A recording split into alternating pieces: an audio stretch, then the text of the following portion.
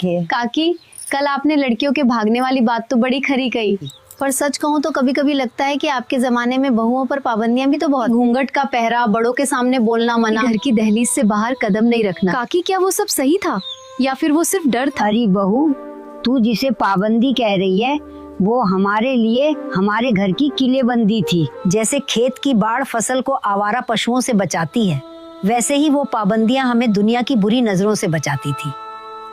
अरे वो घूंघट कपड़ा नहीं था, वो बड़ों के प्रति आदर और अपनी मर्यादा की ढाल थी।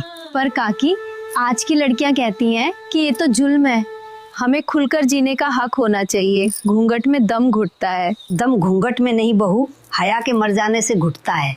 आज की छोरी सिर से पल्लू उतार कर ये सोचती है कि वो आजाद हो गई हूँ, पर सच तो ये है कि वो अब सबकी नजरों का खिलौना बन गई है।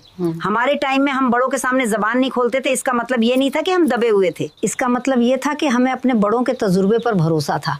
आज तू जबान खोलती है तो रिश्ते टूटते हैं। हमने खामोश रहकर घर जोड़ना सीखा था। पर काकी, घर से बाहर न निकलने देना, हाँ, ये तो गलत था ना? अरे पगली, घर से बाहर निकलना और भटकना दो अलग बातें हैं।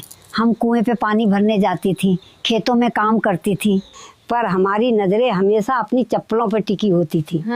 आज की छोरी बाजार जाती है तो घर का रास्ता भूल जाती है। जब तक बहती नदी किनारों पाबंदियों के बीच रहती है तब तक वो सबको जीवन देती है। जिस दिन किनारे तोड़ दिए उस दिन वो सिर्फ तबाही लाती है। तो क्या आप कहती हो कि आज की आजादी ने सब बिगाड़ दिया? आजादी ने बिगाड़ा नहीं, बस राहें बदल दी हैं।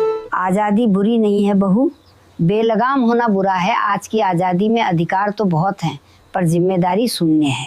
हमने अपनी सासू के आगे कभी सर नहीं उठाया, क्योंकि हम जानती थी कि कल हमें भी सासू बनना है। आज की बहू सोचती है कि वो सबसे ऊपर है। यही अहंकार घरों को शमशान बना रहा है। काकी, आपकी बातें कड़वी तो हैं, पर गहराई बहुत है।